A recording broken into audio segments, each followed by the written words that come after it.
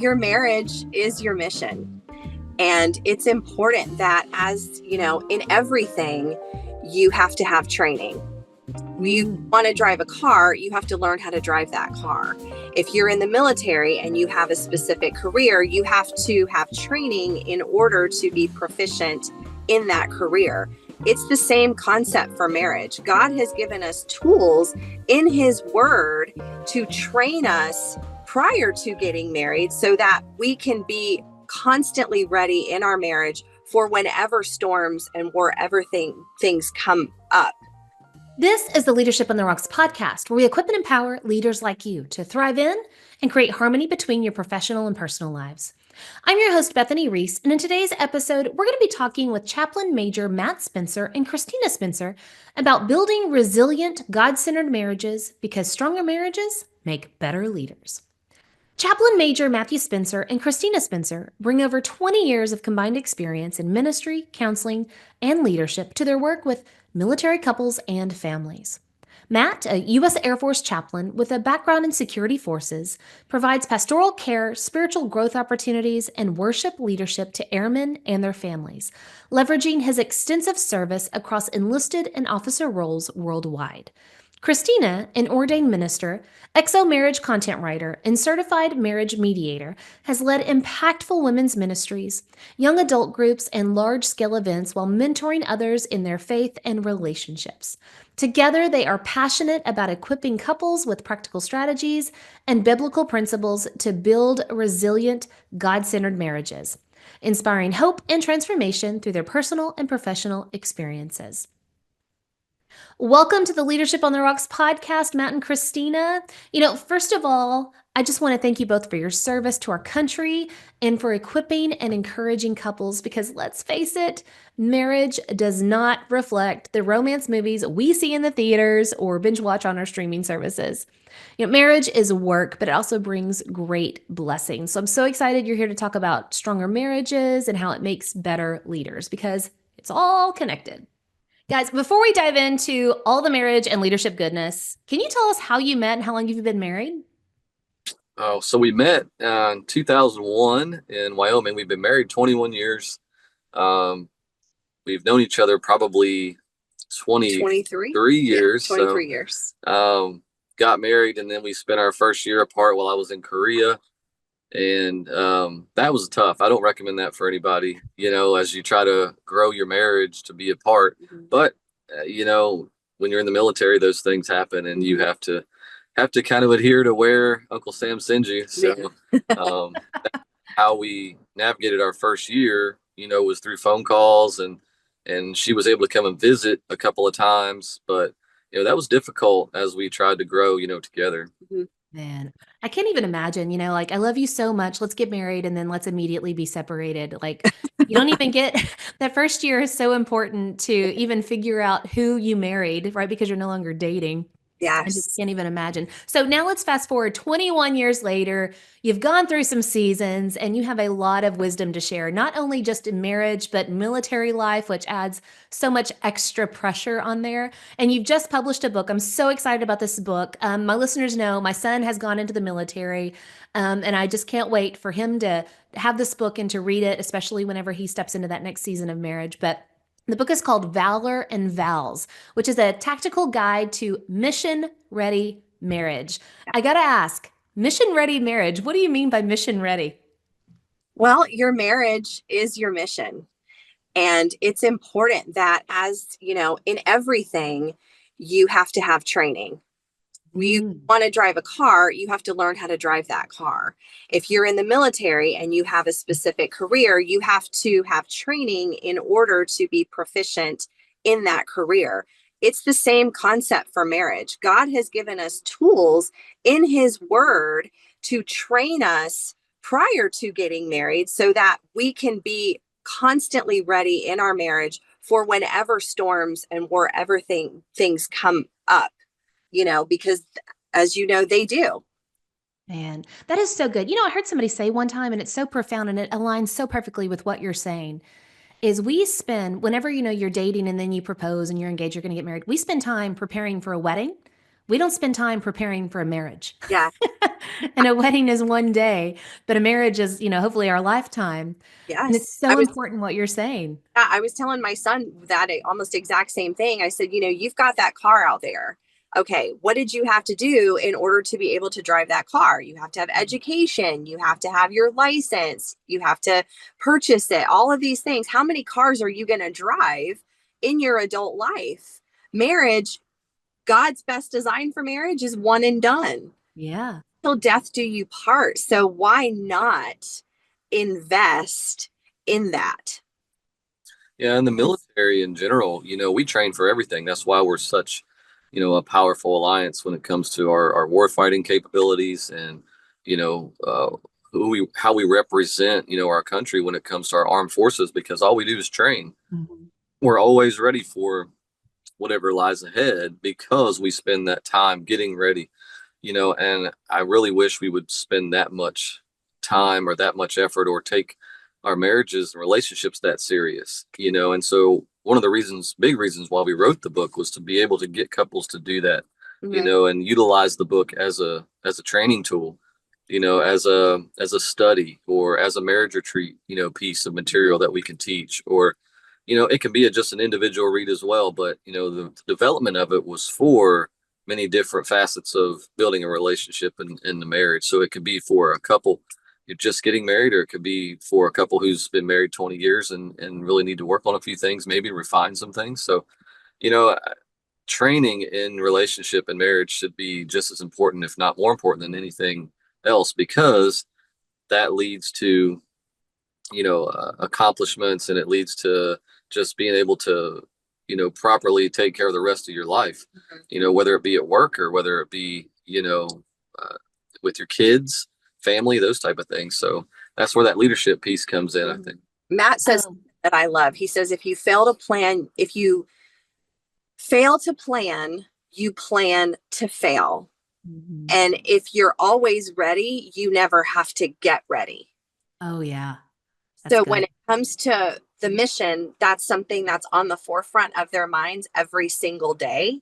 It's constant planning, constant preparation, constant training. So they never have to get ready when calamity strikes. Mhm. It's that same way in marriage. If we're constantly planning, if we're constantly staying Training. sharp Yeah. in the word and all of those things, when that calamity comes, whether it's through a deployment or a temporary change of station, or there's something wrong with the kids or extended family or sickness or whatever that is, you're ready to handle it because you've already got those tools in your toolbox. Absolutely. And it's so important. I mean, think about how, a lot of people go get training for their jobs, their careers.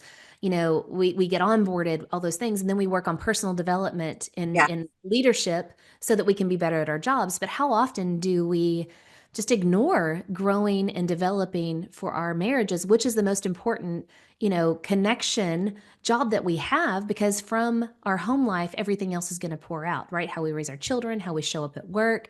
I don't know of a person that has a terrible fight with their spouse and shows up to work like nothing ever happened. Like, I'm ready to go. It affects us and it's 100. everywhere. And I love what you were saying about how soldiers are constantly training. They're always ready so they don't have to get ready. Like, they're Yeah. ready no matter what comes. And in marriage, storms are coming, right? You're going to have bullets of problems constantly flying at you, whether it is finances or moving or job changes or, good Lord, getting on the same page of parenting. But then you're going to Right. have bombs of conflict constantly going off. You Yeah. got to know how to navigate all that stuff. So, really, your mission in marriage is almost like preparing for, I don't want to say battle against your partner, but going through battle with your partner, with your spouse, and how you can navigate that together. It's so important. So let's transition to, one thing about soldiers. I know whenever my son signed up, he signed up for 6 years. He is Huh. committed for Good for Yeah. 6 years to the military. And so when we step into marriage, so often we step into it because we love the person. We have these feelings about them in the beginning, right? And it may be that attraction. It may just be a good, mushy feeling of I love you so much. But then once you step into marriage, it's commitment. Yeah. And it's no longer that feeling. It's that choice of no matter what, through thick and thin, no matter the battlefield, I'm with Yes. you. You're my person. So can you talk to us about the importance of commitment in marriage and how that applies to leadership? Well, that's really the name of the ministry. Valor and vows. Biblical valor is standing strong and standing courageous, just as God instructed Joshua to be strong and of good courage, that he would go with us wherever we would go. That's valor. And you have that valor in the military. You are to be strong and you are to be courageous. And then you have the vow, that oath of office that you take, that you will defend the president of the United States against all foreign and domestic powers. Well, it's that sacred vow in marriage that we have with God. Mm. It's not a contract, it's a covenant. And that covenant is not to be broken. God does not ever break his covenant with us. Marriage is the direct reflection of our relationship to him.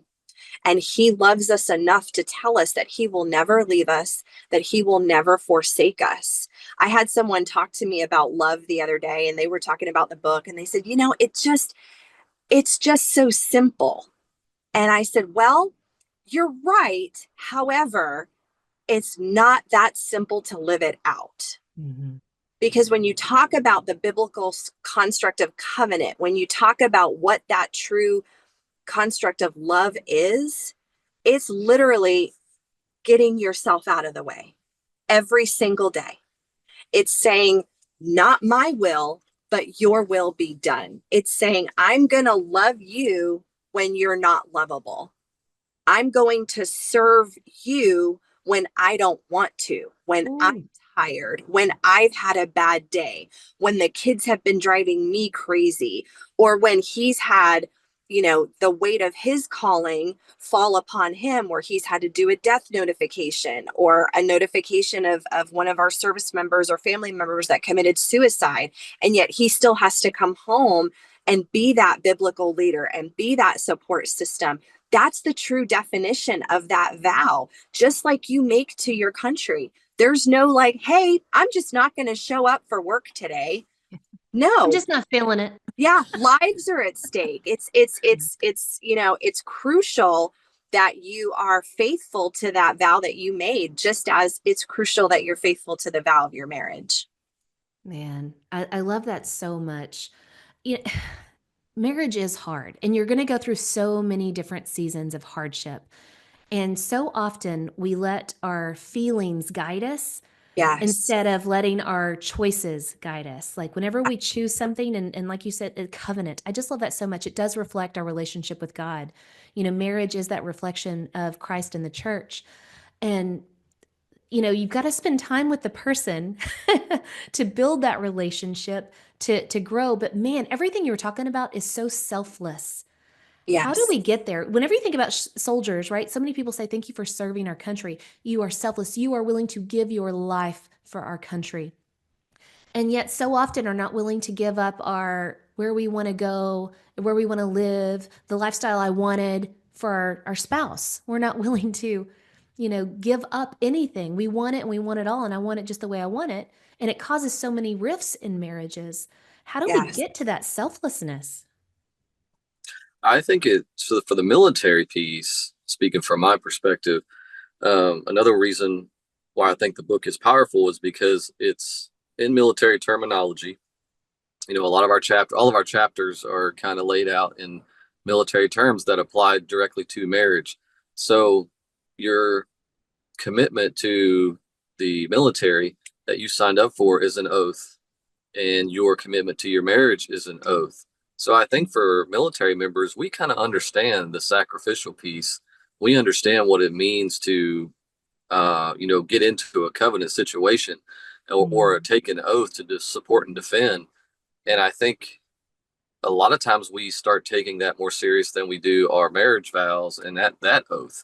But if we can get that centered, if we can understand the importance of the oath we take in our marriage is just as important, because if we can keep that strong, it flows into, the rest of our lives, into our into the military oath. So in leadership in that, I think is the man taking that leadership role in the house, through that oath, because we do that through our oath in the military, and so being that direct leader at home and standing up for what's strong and what's right and foundational, in our marriage and faith centered in our marriage, I think is the key to the leadership piece for your marriage and that commitment and that oath and that covenant. Me, but well, one of their core values is service before self. Ooh. Excellence in all we do. So in the core values that they believe, that they recite, that they have ingrained into their soul, they're acknowledging that regardless of how I feel, I'm still going to serve. So that takes a significant level of humility. Absolutely. That level of humility has to be applied in your marriage. From the spouse's perspective, I was chatting with someone yesterday about how many times I've had to adjust my career and where I would have been if I would have just stayed in one place and had 20 years of experience and all of that.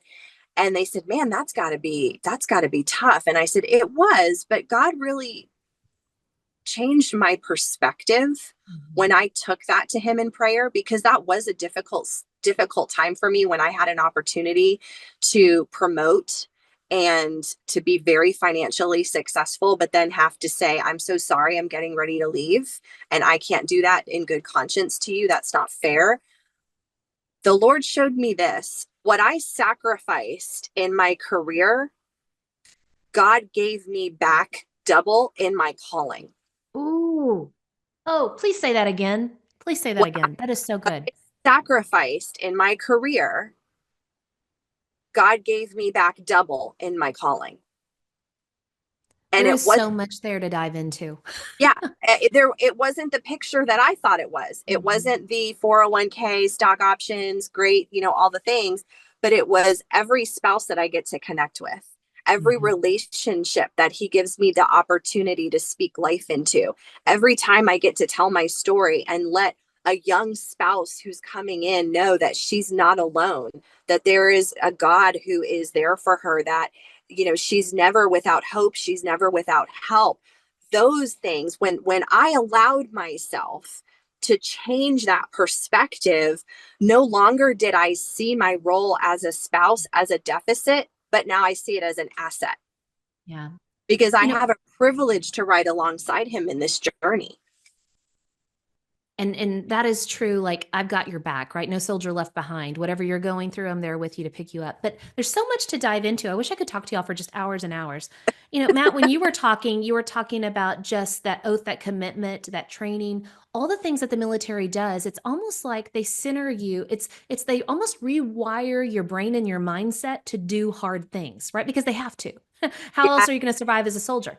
But then, Kristina, you were talking about how they have all these phrases, these mantras that help anchor them, right? Service before self, and how you, as the wife of the soldier who's constantly going out on deployments and things like that, having to move, having to pick up and leave a job and then get a new job and all those things, how you are then committed to him through all of that. And then you dove into how, your purpose in life is not your job, your title, your 401k, it's your calling, and your calling can happen anywhere and everywhere.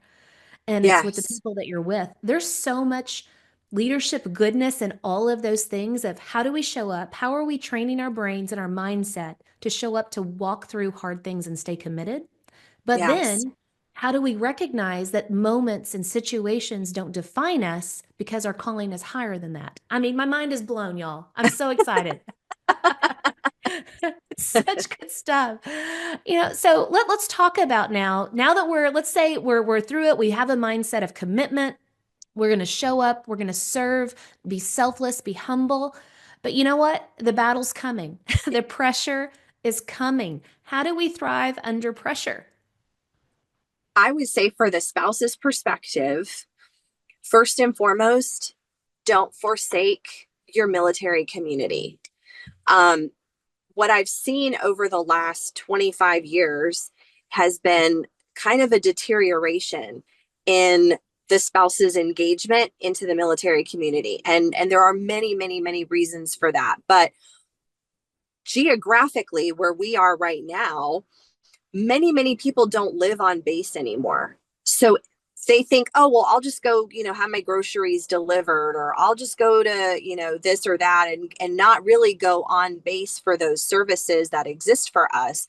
And I would caution them, please, please, please stay involved with the spouses community, the spouses clubs, the Key Spouse Alliance, Military One Source, your chapel family.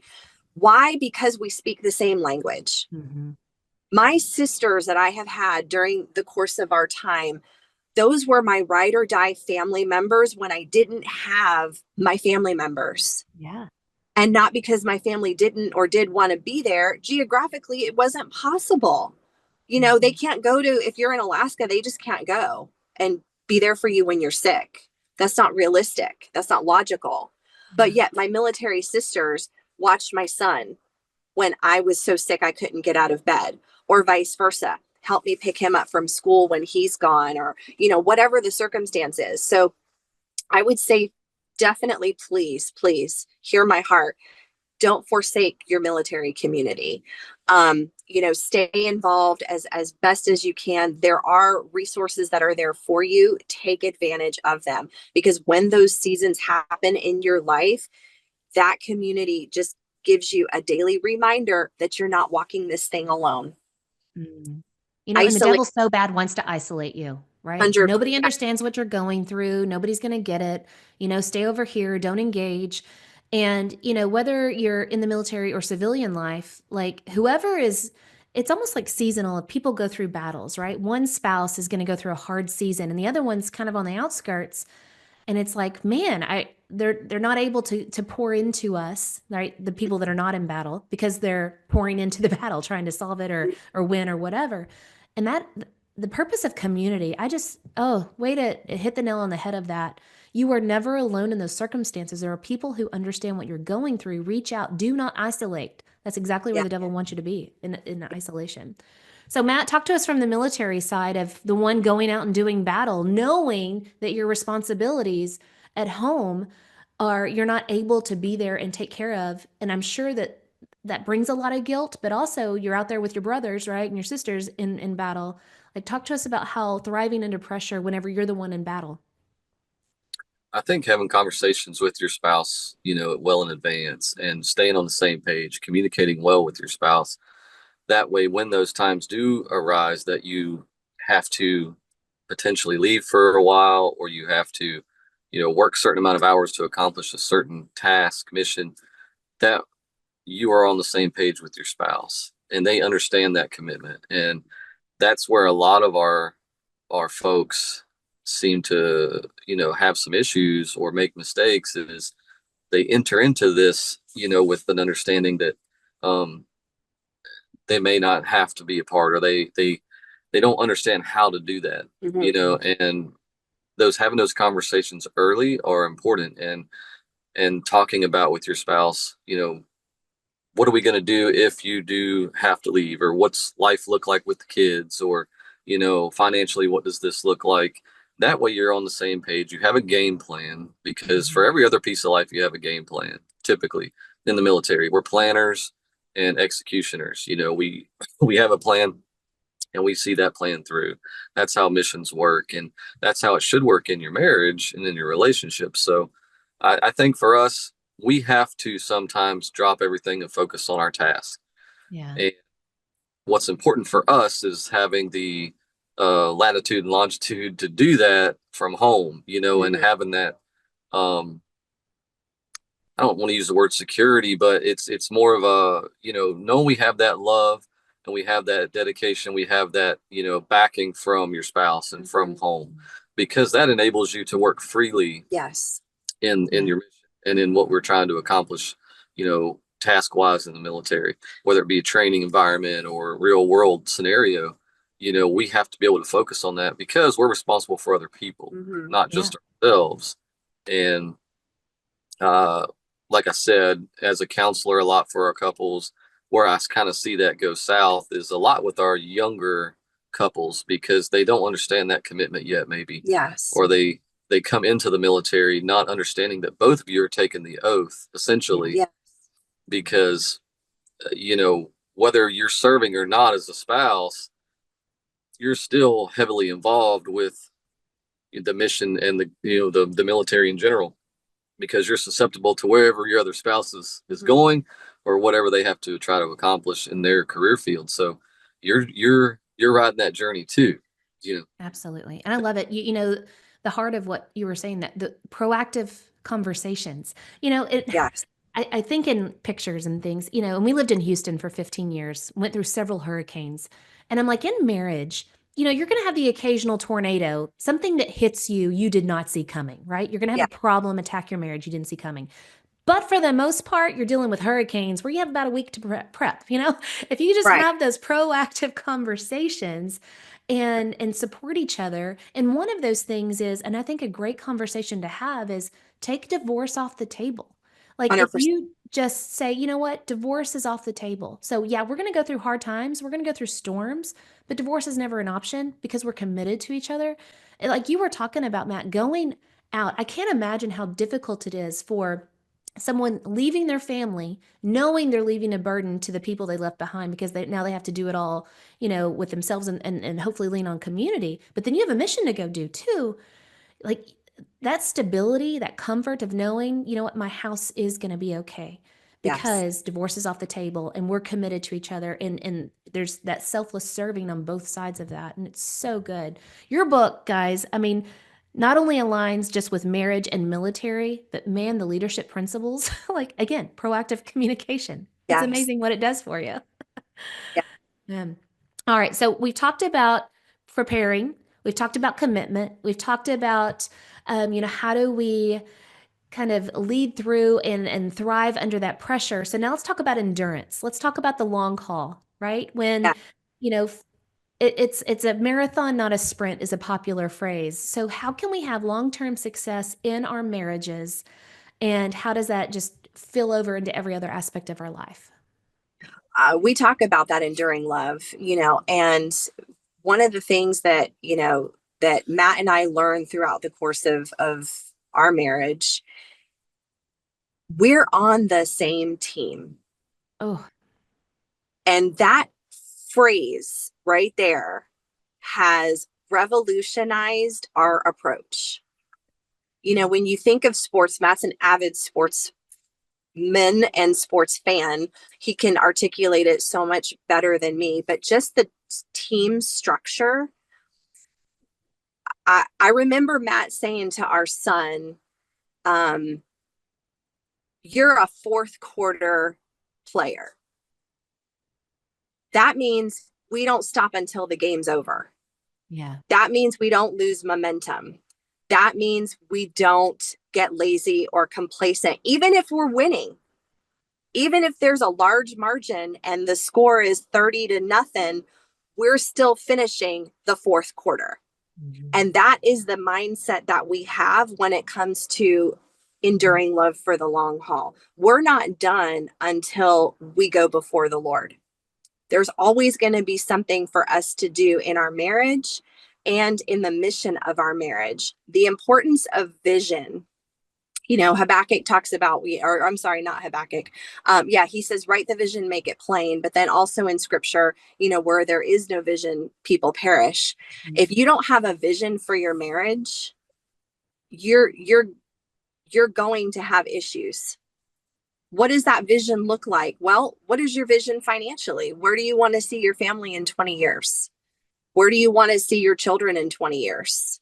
How do you want to see your household structured in 20 years? When you have that mindset that we're future focused, you can't help but keep that momentum. Does that make sense? Absolutely. And it's one of the best dates you could ever have, or, getaways with your spouse, is to just dream again about what kind of life do we want to build together? Like, get that front of that picture, puzzle box.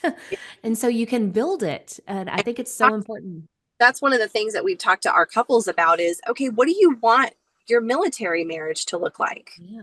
You guys have signed up for this. So what gift do you want to give to our country? How can you be a blessing to our people? What are the things that you can do, not only just for you, but for your family? And when they look at it from that perspective and they can say, you know what, I'd really like to help our education system. I mean, we have some of our spouses who, I mean, have just done incredible things, even with special needs. So when you go about it from that mindset of, okay, we're going to write this vision down of where we are right now and where we even want to see our military marriage in 20 years, you have something to look forward to. It no longer becomes a chore, it becomes an adventure. Absolutely. So, Matt, taking the vision, I know sometimes, and my son even said it after he was done with basic and he came home for a very short little leave stint. He's like, this feels weird. I have just gone months of being told what to do every second of the day to now some freedom. So as as you transition from military life to civilian life, as you go through those seasons in marriage, how do you stay focused on that vision whenever what you've been doing for so long changes, when your Yeah. title changes, when your job changes? Yeah, man, that's the toughest one we deal with. I think right now we're dealing with that with our folks. Working where I work now, all of my guys have a tremendously stressful job. 10 hours a day, 6 days a week. That's normal schedule for 3 years to 4 years. And they have families, relationships, marriages. It's so them trying to navigate that and grow is very difficult. And that transition back to a different lifestyle afterwards is becoming really hard for them. I for us trying to tackle that piece, it's trying to prepare them in advance for no matter what season of life you're in, or no matter the tempo of the mission, the tempo of your marriage shouldn't change. The way you tackle your relationship with your spouse shouldn't be determined by the level of mission set that you have to carry out. You should be focused on taking 100% in on your marriage at all times, and always cultivating that. So I don't like when couples try to uh, balance their marriage based on their work or their mission. That's kind of out of whack. If Oh, you're constantly trying to get stronger as a couple and get better as a couple and learn and grow together, then you should be able to endure whatever's thrown at you. Yeah, it'll be tough at times, but you have the tools then necessary, and you have the capability with one another to endure a tougher season. So uh, the transition piece is something we're definitely constantly trying to work on and grow in and get better at helping our folks. I think that's a need out there, as well as premarital leadership. Um, excuse me, is another goal and another area of improvement for our guys. yeah. So hopefully that painted a little bit of a picture for we you. talked to we talked to a lot of them, and the ones that we have seen that have done it successfully are the ones who have sat down before and had some type of plan. It's chatting the other day and talking about the word retirement, which is a very dirty word for me. I don't like it first, because one of my biggest fears is that I will go before the Lord, and if I don't have anything to give him, I can't imagine. I just that I I don't want that. So regardless of where you are in your life, there's always something that you can do. So the couples that have taken that and have actually implemented it, whether that's volunteering, whether that's, some of them go on and work corporate jobs when they retire. But it at some point when it does stop, the ones that we have found with the greater rate of success individually and collectively are the ones who don't stop serving. And what's interesting was when it comes to the suicide rates, one of the bases I was at, the age, it was like 9 out of 10 individuals that had committed suicide at that installation were all over 50. Oh, You know, wow. they had retired, from years of service in the military, and were now in a different season of life and had no plan on how to how to navigate that. They went Yeah. from great success maybe, or always being needed and having something to focus on, to being what in their eyes may be insignificant now, and kind of lost and not really knowing how to navigate life anymore, and that just creates a loss of hope, and that brings on your depressions and those type of things, and then they get to a place where they just don't want to do it anymore, and so it was interesting to see that age demographic and tying it back to retirees, Yeah. and not having a plan, as she said. We had one of them. It was so funny because, he was a very, very high functioning, high level command fighter pilot. I mean, just go, go, go, go, go all the time. I think, his total time in was 35 years. And, he decided he was going to take 6 months off. His wife called me in the first week and she said, he's driving me crazy. I'm not one of his subordinates. I don't, this is insanity. I don't know what to do. And I said, well, he said he was going to do 6 months. So it's not like he's not going to have anything to do. She says, yeah, but it's not, I need him to do something now. And I said, okay, well, what are his plans? What does he want to do? And he ended up, teaching. He ended up going to flight school and decided he was going to start teaching, other young pilots and mentoring. And, but because he did that, because it wasn't about money. It wasn't about it. They didn't need it. He had, done very, very well for himself, but it was that purpose. It was the value. So I say all that to say those that have a plan, that are willing to pivot and find what they're passionate about and go do that thing. Those are the ones that we have seen have tremendous success within that transition season versus those that just stop cold turkey and don't do anything. Yeah, absolutely. And I think they find, like you were talking about, that purpose, that calling that's higher than their job title, right? Yeah. But I have to confess, I so felt that whenever the wife said, he's driving me crazy, I'm not a subordinate. My husband told me on a couple occasions, I am not a student and you are not my administrator. It's like, I'm so sorry. Sometimes it's hard to change your tone whenever you go all day and you're, wearing a certain hat and then you come home. It's like, oh, I forgot to remove that hat. My bad. Sorry. Oh man. I So got thank you. out of that for sure. Yeah.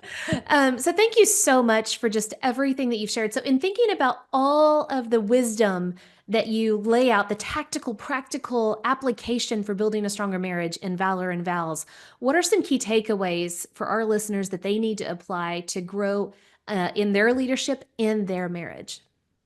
I think the biggest takeaway for me is kind of what the book's, key verse is from Ecclesiastes 4. When it talks about that three-strand cord, it's not easily broken. That is where it all starts for me, and making sure that you're aligning your priorities with your marriage and your spouse correctly. Starting it out with your each of your individual relationships in Christ, and letting that flow down through your marriage into your family and into your jobs and into life.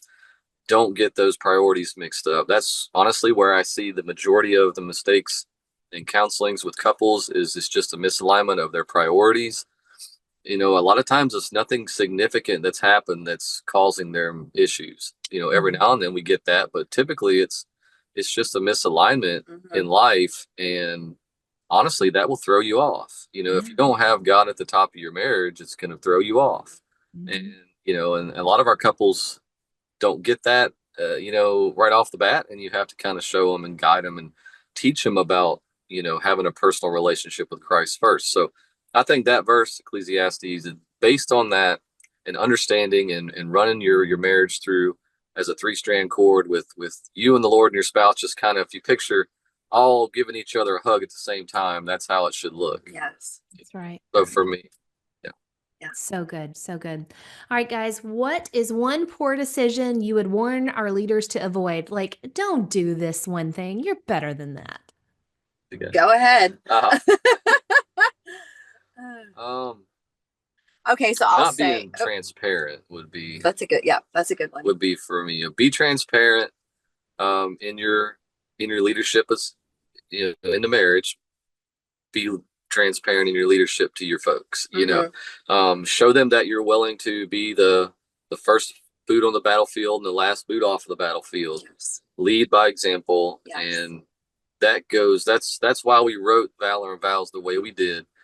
Almost everything in that book can apply to marriage, and it can apply to the military. It's very similar, and it all ties into God's word. So that would be mine, I think, transparency. Well, and to your point, Matt said something to me a long time ago. It's funny, he and I actually worked together on base, and he was kind of my supervisor. And he said to me, I will never ask anything of you that I would not do myself. Oh, preach. Yes. And so many times we do the opposite. Mm-hmm. And so I would advise those that are listening, take that mindset. Don't ask something of somebody that you would not go and do yourself. And that comes from being a servant leader. Absolutely. Absolutely.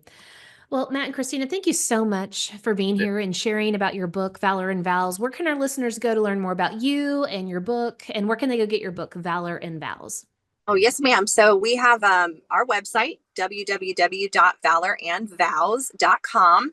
And we have our resources, the link to purchase the books. They are available, Amazon, Barnes & Noble, Walmart.com, all pretty much anywhere books are sold. But that's where they'll get all the latest and greatest updates on what we've got going on. And there's links to all of our social media in there as well. Some merch on there. Merch. There you go. I love the hats. Love it. So good. We've Nice. got dog tags, and actually we just talked about it this trip. We're going to get some military challenge coins. So if you don't know what that is, your son definitely knows what that is. And it's kind of just a fun little thing. We're going to have some of those made on and on our website as well. Yeah. That is awesome. Well, I love the work you're doing. Marriage just flows over into every aspect of our lives. And I just thank you so much for being here, sharing your message. Again, I can't wait to give that book to my son to read it. I've already kind of read through it. It's amazing. And I just thank you for the work that you're doing to help us build stronger marriages and in return, become a better leader. Oh, thank you for having us. Appreciate It's been awesome. All right. Thank you. See. Until next time, continue putting in the work of building your life and leadership on the rocks, the essential rocks. God bless.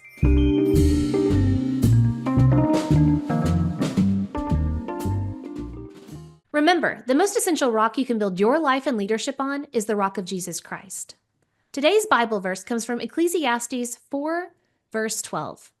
Though one may be overpowered by another, two can withstand him. A threefold cord is not quickly broken. Hey, it's Bethany again. If you're enjoying the Leadership on the Rocks podcast, be sure to subscribe and follow so you don't miss a single episode. Also, be sure to rate the show.